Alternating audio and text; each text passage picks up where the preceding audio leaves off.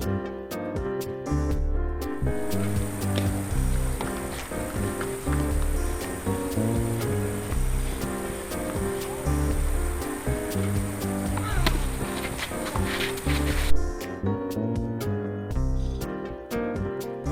hey guys, hi, it is Brent Abel, WebTennis.com, back here with another episode of What's the Right Shot? And in today's episode, we've got a point from the 2016 Atlanta Senior Invitational, the men's 65s doubles final. Serving Roger Pierce, his partner is Marty Pearson, Larry Turville returning serve, and yours truly, Larry's partner.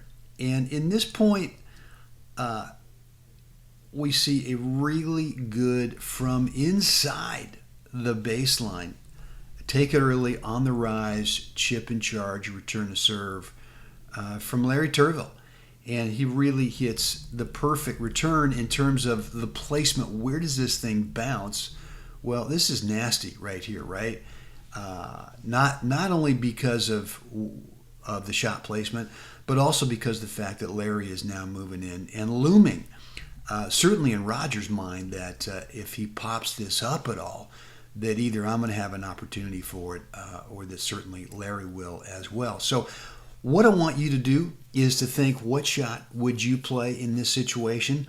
I'm going to give you a few seconds to think about that, and then I will be right back with the answer segment to this episode of What's the Right Shot? So guys, before we get into the answer segment of this episode of What's the Right Shot, you know, if you're a competitive tennis player, then your fitness level for tennis determines if you'll ever play up to your highest skill level.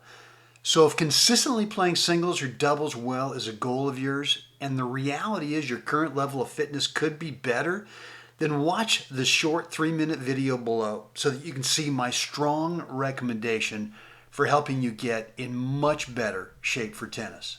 It's Brent back here with you, and let me just sort of guess what some of you guys thought. Number one would, simply just be to just softly, low and slow, cross court over the lowest part of the net right here, trying to get it back down at Larry's feet, and then move in a little bit, and let Larry have to deal with, a tough low ball. Kind of like this right here. I'm sure some of you said, try to shove this thing out wide, but look, if you don't hit a winner, this ball is going to sit up out here, and Larry's going to have a boatload of choices. I'm sure some of you said, look, just quickly shove it up my line over here, which is not a bad play if you can do it and not get it up too high.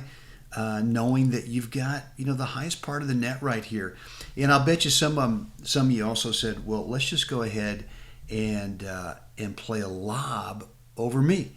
And what I like, first of all, here about Roger's shot is that he makes sure that it gets over my backhand, so that worst case, if it's short, what happens is I've got to deal with a high backhand and as opposed to an overhead, obviously a much more offensive shot. So, Roger hits the perfect shot, and I've just, from the get-go, I am on my horse, and I am going to go all out to track this thing down. And so what, one of the things I want to coach you on here is that sometimes on these lobs is that we reach too early because we want to see instantly what we've done. And sometimes your job is just to run down, try to get as close to it as you possibly can without reaching out too early, and just play it as high as you possibly can. Now, one thing I want you to notice here, if you can, is that I don't really turn around and look at this lob until I sort of gather myself here, because I'm assuming that if I can get the ball up, I don't need to look right away. So I'm now taking a peek, and here it is. All right.